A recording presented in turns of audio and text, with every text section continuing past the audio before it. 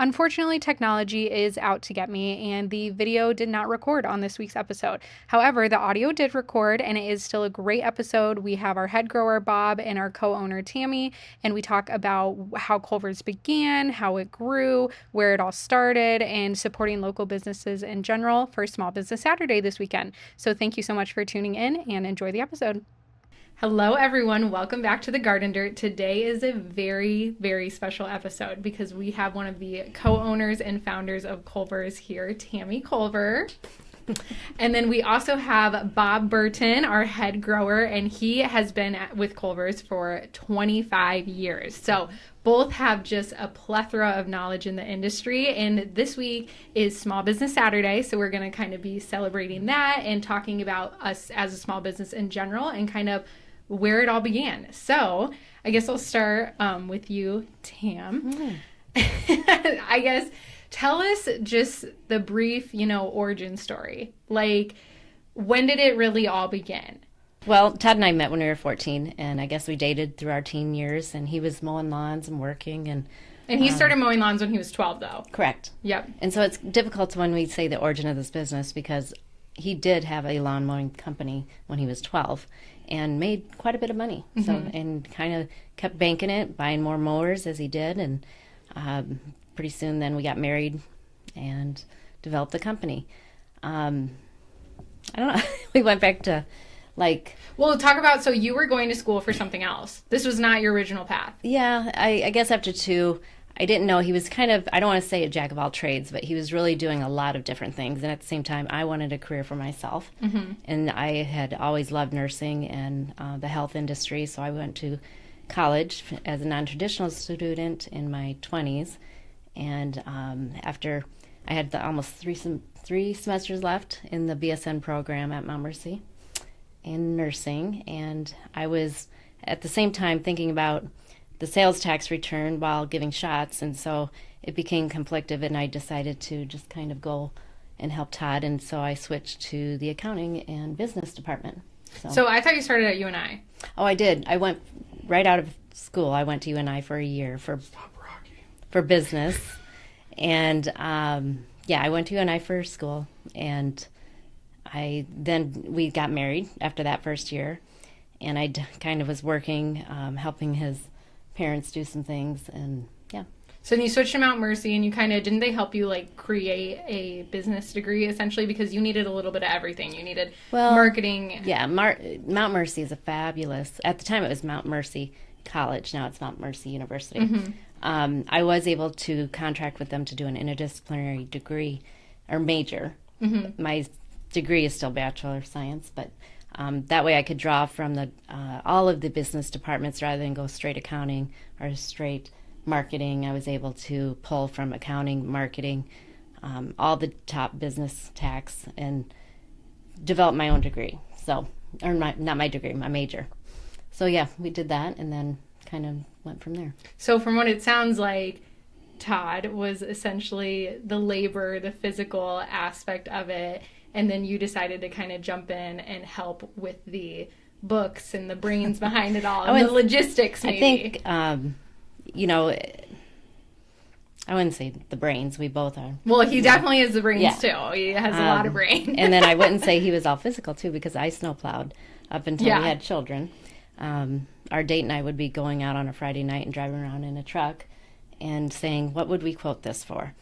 And the Wendy's lot or something, we'd say $45. We didn't have the customer at the time. Mm-hmm. We just went and kind of toured lots, and then we went home, and I typed up the letter on the regular typewriter, and we had a line, and we'd fill in, we'll do your snow plowing for $45, mm-hmm. and then, or whatever it was. I think it was $45. Anyway, that's crazy. And then we would mail that letter, and we sent out hundreds. I mean, we would just do that for fun. Mm-hmm. And then we slowly built that snow removal business, which allowed us to create the income to go buy a new mower. And then we kind of built with a staff. It started out of the garage because our basement on Kent Drive, was our office. And the garage we had was where we housed everything. We kind of ran out of space there, and we rented a building up the street. Mm-hmm. And from there, we kind of ran out of space, and we rented a place in Hiawatha for a year or two. And then in 1997, we decided we were going to go bigger and build this garden center and greenhouse, because one thing we enjoyed was the landscaping part, but we didn't have really control of what we were planting. And so, because we were pulling from this vendor and this vendor or this place, and so we decided we wanted to build a garden center, and we came out here in 1997 and bought the lot and the land and started developing it. In the spring of 1998 was the first season we were open. So you say you started from your home in your basement, and I just tell people sometimes they just remember that our number, the 319-377-4195, that used to be your house number, right? Correct. Yep. Because that's how, and so then, I mean, keeping up with like everything being consistent and everything, it was eventually switched over when you guys bought this land. You kept the same phone number and everything, and had to get a new home phone number. Yeah. Then the children came along, and so we had to, I guess, also think about our family. And so I had to pull back a little bit, but the flexibility I had of having a home office, allowed me to work throughout the night. But then, like once we built out here, I would come out here like at 8 o'clock at night and work until 2 a.m. sometimes. So, yeah, and then I'd go home and come back the next day. Yeah.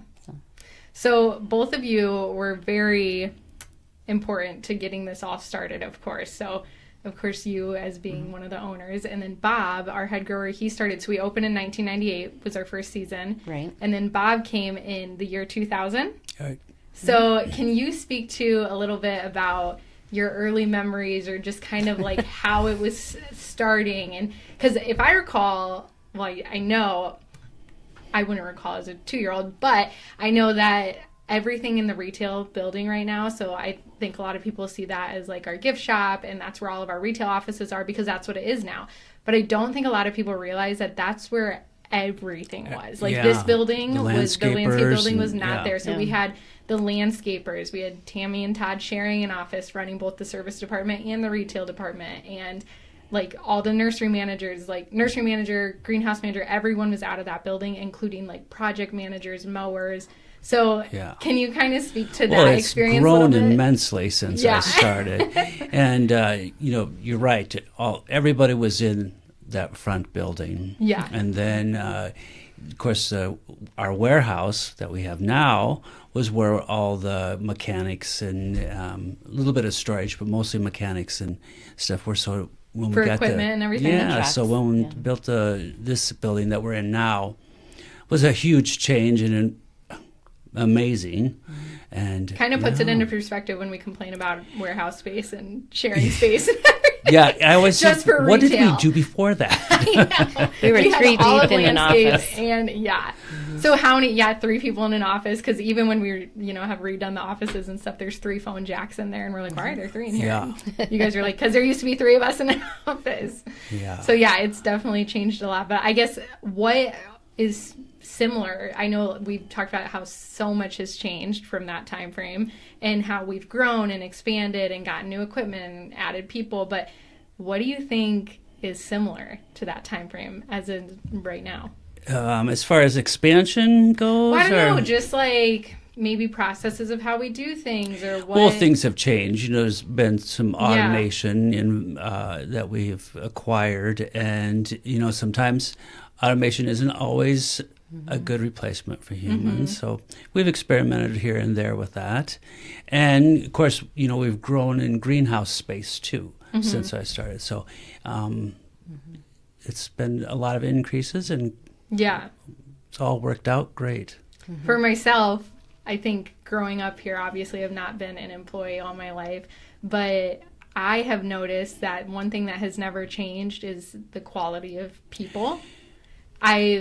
From when I was a little kid, and maybe people were just being nice to me because I was a little kid, but I think that we have always had really, really good people, and sometimes people come and go, but like we always seem to attract really quality, nice, and like caring people here. I think that in this industry, if you come here to work, you're interested in plants or trees or something along that line. So you have the desire and the love of it. So it makes it easy to work. So you're happy to be here. Absolutely. Yeah. That's awesome. Yeah. So what kind of inspired you guys to get started in the first place? I know obviously it's something Todd was already doing with the lawn mowing and the landscaping. It just kind of like turned into this thing that you're doing. But what kind of inspired you to, like, because you didn't have to open the retail side of things. You didn't have to do that. The service is where you guys were succeeding, and you didn't have to open a gift shop. You didn't have to do those things. So I guess what kind of inspired you guys to expand in that way?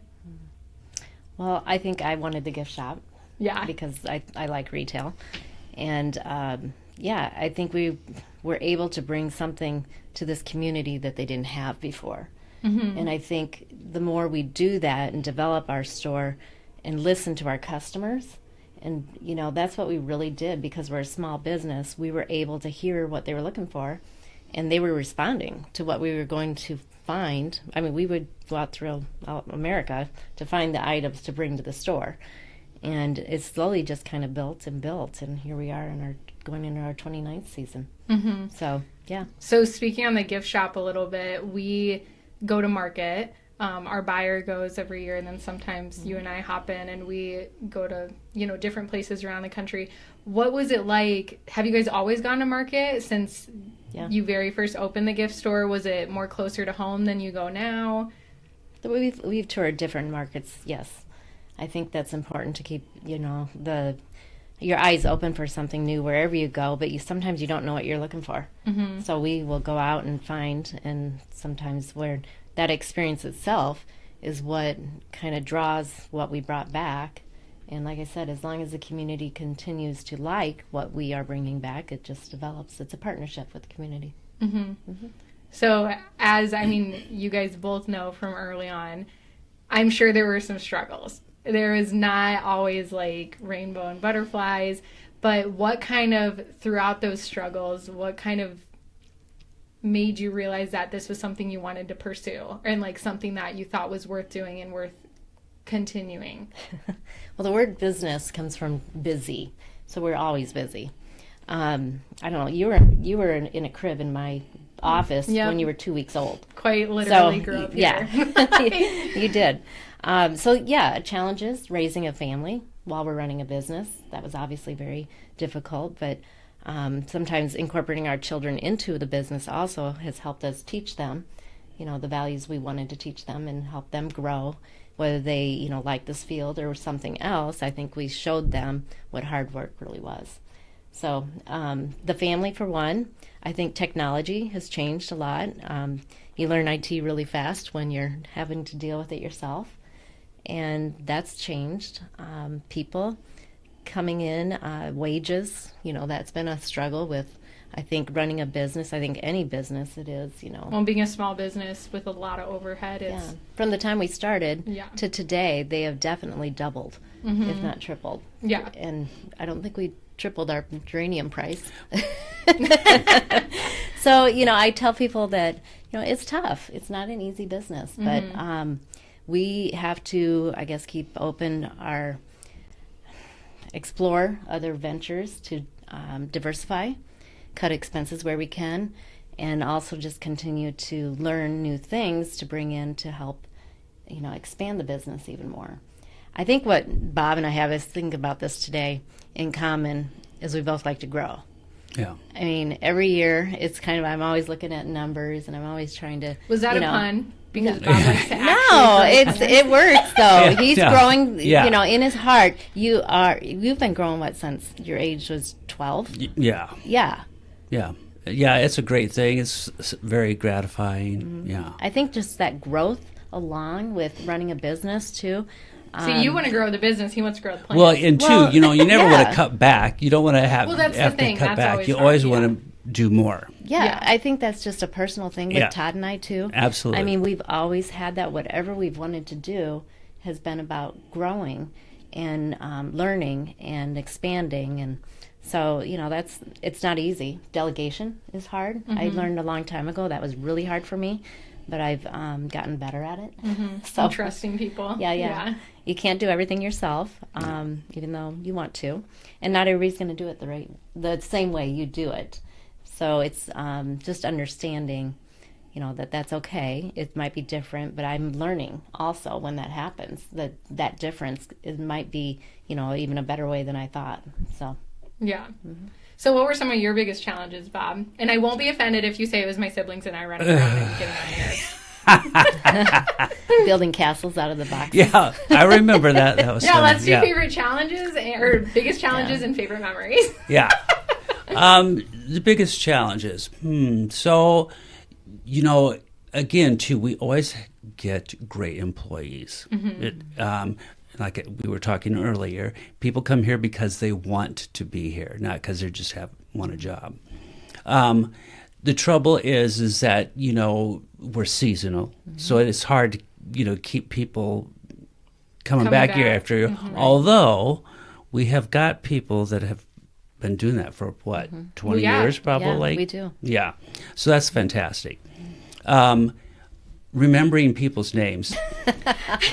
In the spring when we have new people. Yeah, that's always a challenge. On top of all the customers you meet every day. Yeah, and make like personal connections with, so you know the customers and you have new employees to learn. And because we hire a bunch of seasonal people. Well, speaking of people, in the spirit of us celebrating our small business this week and just small businesses in general, I want to kind of, and I don't want to it's hard because I don't want to forget anyone, but there's so many people who you guys have been here, and I'm hoping people are recognizing and realizing the magnitude this is for you.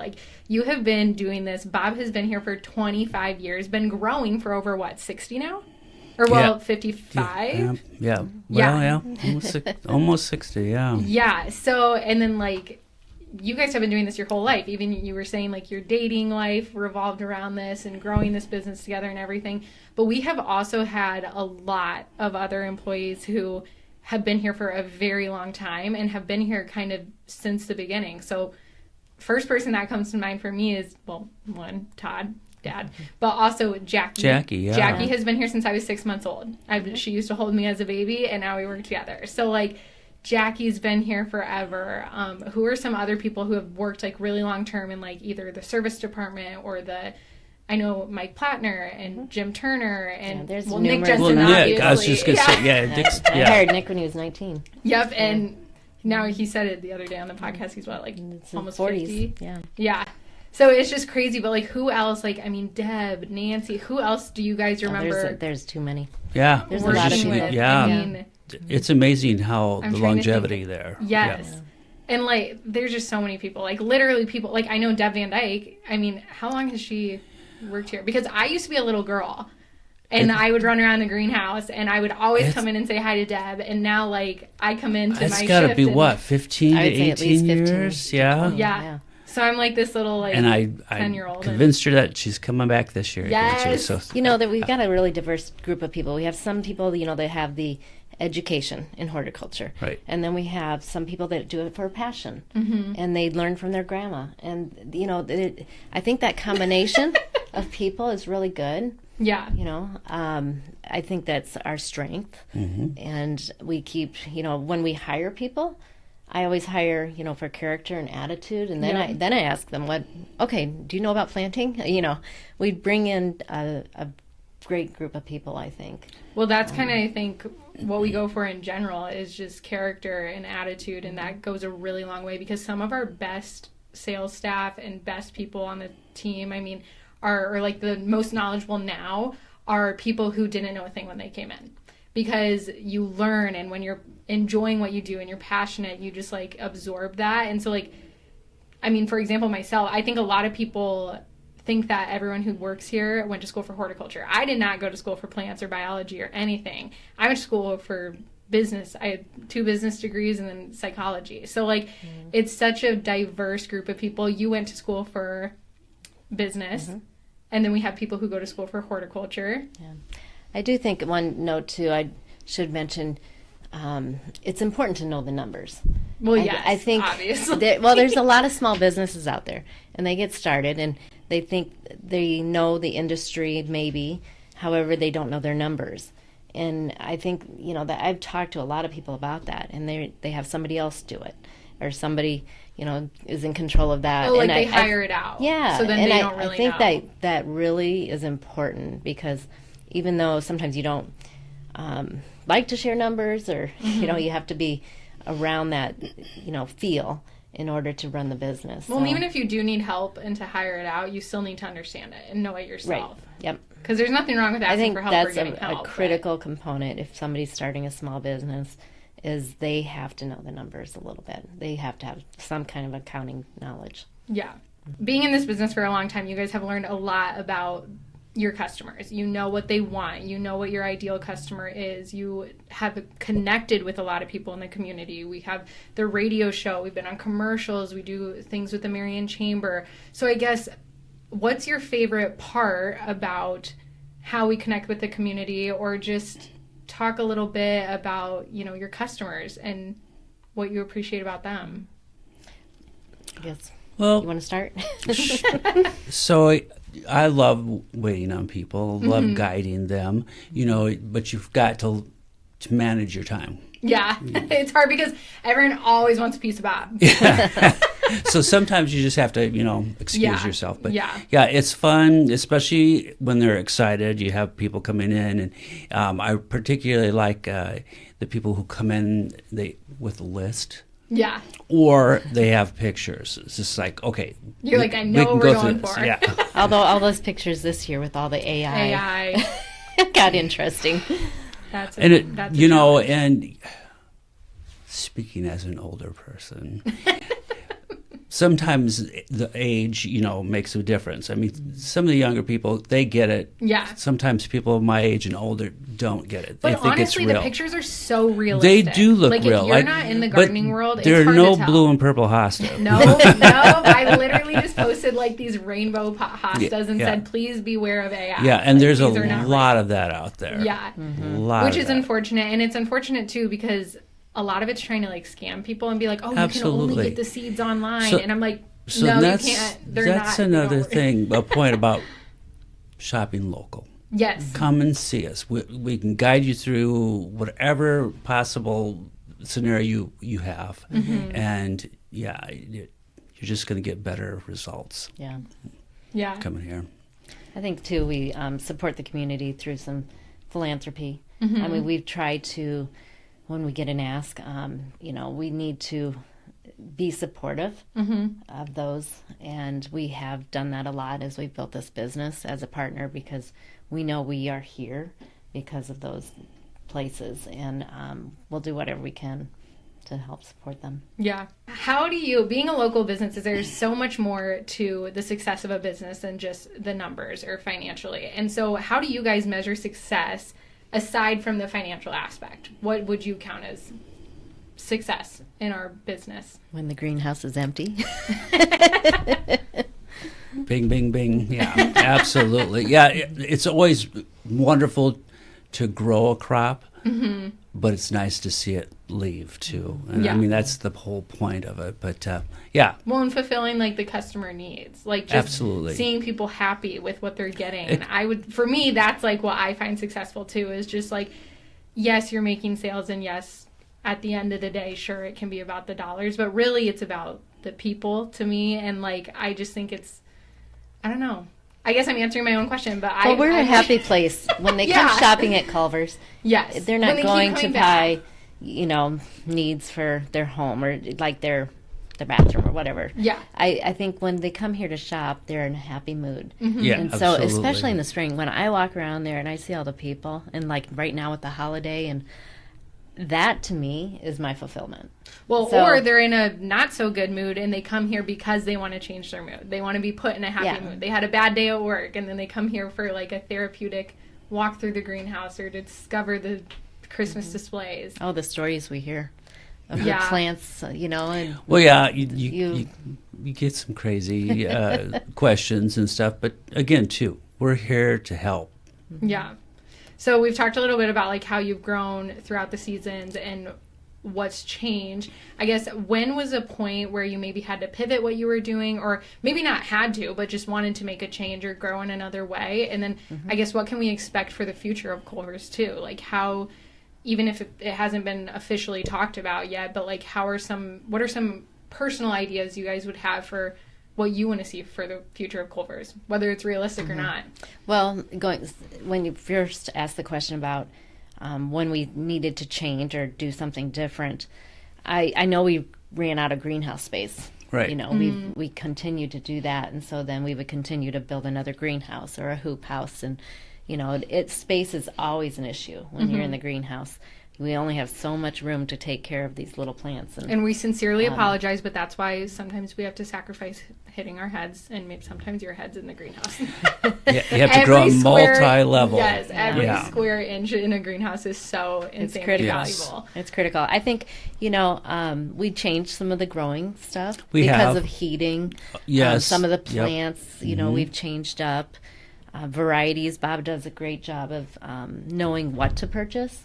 Buying is probably, whether you're in the garden center or the greenhouse, next to the numbers, you know, one of the most critical jobs ever. And then you take care of the plants. But if you don't buy in the right product to grow. And then sometimes you try things that are touted to be a great thing, something new on the market. And 99% of the time it's good. But every once in a while there's a stinker. Yeah. Well, talk about those glow-in-the-dark petunias. So that was just this past spring season. when we had people calling. And those aren't AI. They are not. They're not AI. They're real. There is allegedly a glow-in-the-dark petunia, but it's bioluminescent. But if your yard isn't totally dark, which, you know, unless you live out in the country, you've got street lights and you can't see it. And they're incredibly costly. No. Well, they were going to be like $65 a plant. Now, for like a 4.5-inch pot, right? For a petunia. Yeah. Yeah. So it's some stuff like that. And you had to get like 24 of them, or we would have to buy 250 of them. Okay, yeah. And so that's why sometimes we cannot fulfill your special request. So sorry, but at the end of the day, we are a business and have to make business decisions. And some of those decisions you make so early, like a year ahead of time. Yeah. Well, didn't you just order mums for next year? Yeah. So yes, I'm always ordering and working ahead a year ahead of time. Yeah. So we've talked a lot about what you guys have done personally for the business, how you've seen it grow and changes that have happened. But as leaders, because you're both important leaders in our business too, what do you guys do, I guess, to try to like cultivate a good company culture, or, you know, what do you think is important as a leader? Hire your daughter. Well, obviously, you know, like I said, we look at character, attitude, then, you know, what is their knowledge base? I think we just continue to try to meet people and see if there's an interest. You know, there's always going to be change, and we have to be open to it. So we can't keep doing the same thing we're always doing. We have to evolve, and I think we've done that in a lot of different ways. There'll be some things evolving in the future. I can't, you know, tell you sitting here exactly what, but I'm sure down the road we'll make it sure that it'll happen. So. Secrets. Ooh. Yeah, well, it's like getting new employees. You know, if they don't work out in a specific area, you know, you move them to a different job within the business or a different department. Sometimes, you know. Yeah, I will say I really appreciate that too, because we have so much cross training that goes on, especially in retail. Service is a little harder. I mean, they do move people around, but we have a lot of cross training where, like, sometimes you work a couple days in garden center, sometimes a couple days in greenhouse.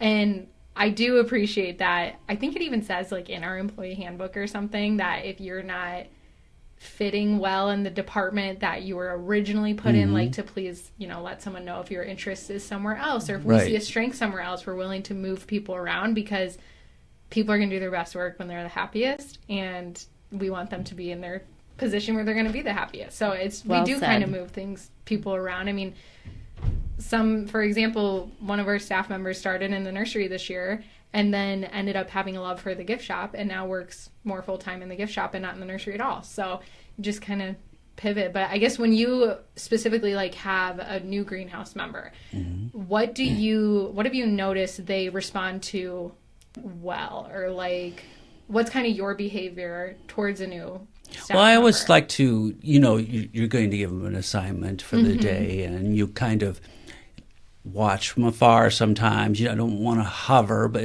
watch their technique and stuff, and then maybe make suggestions. Bob's looking through the plans. And, you know, sometimes, you know, I'll show them how I do it, and then you'll see them doing it a different way. And I said, if you can prove to me you can do it as fast as I can, Then it's a okay. Go ahead and continue. But otherwise, please do it the way I ask. And he says that with a smile. Yeah. Well, I will say every single person on Bob's team is just obsessed with him, like in a good way, not in a creepy way. I think in my younger days, I probably was a little more hard-nosed about things, but sugar gets you a whole lot further.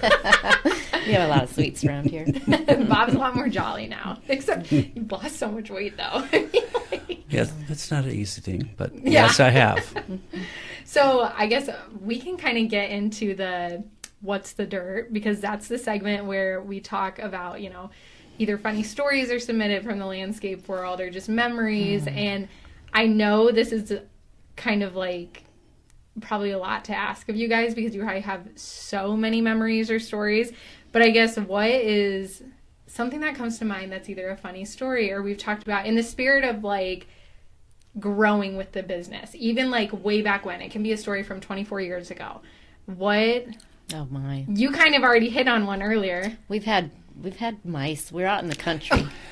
And I have 4 of them yesterday. No! So there was this field trip coming through. We get them before they go inside. Don't worry. Yeah, and there was a garden pond in the garden center, and one of the little. Wait, this is not recent. No, years ago. Years. Yeah. Yes. But there was a group of kids coming through the garden center, and there was a retaining wall, and he's like, "Oh, that's cute. Look at the mouse," and I'm just like.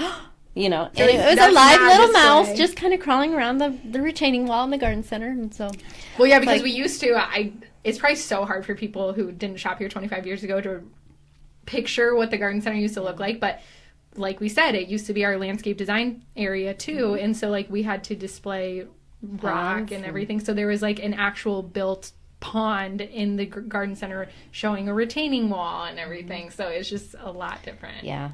So then of course the mice become a joke, or the frogs, and they've made it around into people's desks. And I remember Jordan's on mouse the pretend ones that we would trick other staff, and so we had a lot of fun with that for a while. There's a lot of stories. Earlier we ran the challenges, when the waters were freezing, running hoses through the offices and through the building. And it's been a lot. What about the box castle? Oh, Kevin, yes. One thing Todd, my husband, would always do, and I'd be working retail at the register when it was really demanding, and he was supposed to watch the kids, but somehow he would get a call to come out, and he'd bring the children with him. 2 or 3. Well, yeah, you can't leave them at home. And he'd always say, "I'll watch them. Don't worry." Well, pretty soon he's on the Bobcat somewhere, and all of a sudden there's a kid with me right by the register, and so that was probably a challenge all the time for the staff because they saw my kids kind of always attached to me. But yeah, Kevin one day. So we got put to work. Yeah. We would always, growing up, 5 cents a box. Carts or like fold boxes, make popcorn. Yep. So Kevin. And he built this huge castle in the back room one day. It was. Wasn't it like May? Yes. Like busiest time of year. And we were all amazed. He did a great job. Yeah. He was making boxes, but he was strategically placing them to build he was the having fun while he did it. So he made like a literal like castle out of all of the box trays. Yeah. And then there's this picture of him like up tall, like by the ceiling, looking out the window, like Rapunzel. We should show that picture. I know. If you find it, I'll Lily's insert in it with him too. Yeah, maybe Lily or something. Yeah. But. So I appreciate the staff putting up with all my children running around, but we had nowhere else for them to go. I have another Kevin story, and let's just talk about Todd knows this. I don't know that you've ever heard this. This is I don't know how old he was. It's got to be at least 10, 15 years ago. He was in a golf cart, and he was zipping up and down the tree rows. And he didn't slow down for a turn. Oh. I did hear this. He tipped the golf cart over, and he goes, "Don't tell my dad, don't tell my dad." It goes, so I helped him get the golf cart back. And I didn't tell Todd for 10 years. And then one time we were walking, and I said, I got a funny story to tell you. He's like, all right, he's older now. Yeah, yeah. That's so funny. Well, my story is we had this guy here named Kyle, and he worked here for, I mean, the whole time I was, not the whole time, but like for several years when I was growing up here. And even when I started working here officially, like we worked together and stuff. But when I was growing up, I thought there were two Bobs here. So I thought I knew Bob, but I also thought Kyle's name was Bob. So I would always pass him and say, hi, Bob. And he'd be like, hi. And I'm like, hi, Bob, hi, Bob, hi, Bob. And I just like always called him Bob. And he never corrected me. And then when I started actually like working officially here on payroll when I was 15, somebody introduced me to him. I'm like, oh, I know Bob. And they were like, well, Bob's out in the greenhouse, but like, this is Kyle. And I'm like, I didn't know that. You're actually kidding. And he just like laughed and he's like, I didn't have the heart to tell you. And I'm like, for like 8 years, I called you Bob and you never told me. So I had to like relearn his name is Kyle. And it was just so weird. A person that we miss. Yes. Kyle, if you're listening, come back and visit us. Wealth of knowledge and with trees, weeds. Yeah. Amazing. Yeah. We have the staff, you can't speak highly enough. I mean, we wouldn't be here without them. Everybody, we kind of let them show what they want to do here and make them, I guess, like you said, show me what you can do and give them that accountability to run with it. And I think that's what probably benefits the whole place is because people really take off. Mm-hmm. If they love what they're doing, they're going to do a good job.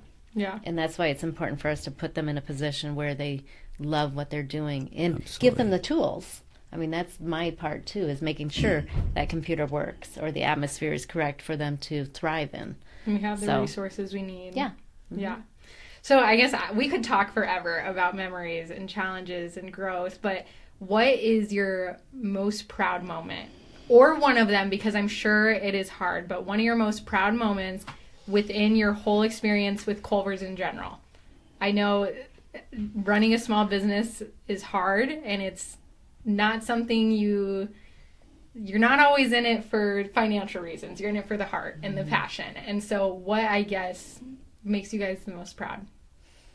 For me, some spring weekends, like, Mother's Day, and I mean, I'll get tears in my eyes walking around. I remember walking exactly in the spot in my head, feeling so overwhelmingly proud of the business we created because of the impact. The customers were all enjoying themselves.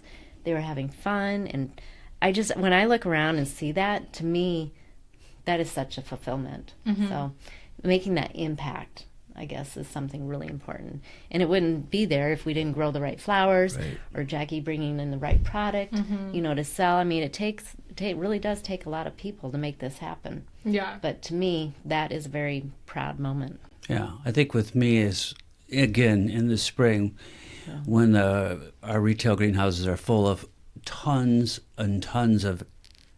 And unfortunately, our technology issues also extended to the microphones, and they did not record the last 5 minutes of our conversation. So Bob said that his most proud moment is when he sees all of the beautiful blooms in the greenhouse, and he knows that his team's hard work has really paid off. And they really, really thank you for supporting small businesses and shopping local this holiday season. Bob made a comment about how you should really put your money into the local economy and help your community grow rather than large corporations. And Tami also said, thank you so much to all of our loyal customers and new customers to come. So we really encourage you to support small businesses this holiday season. And thank you, as always, for shopping local.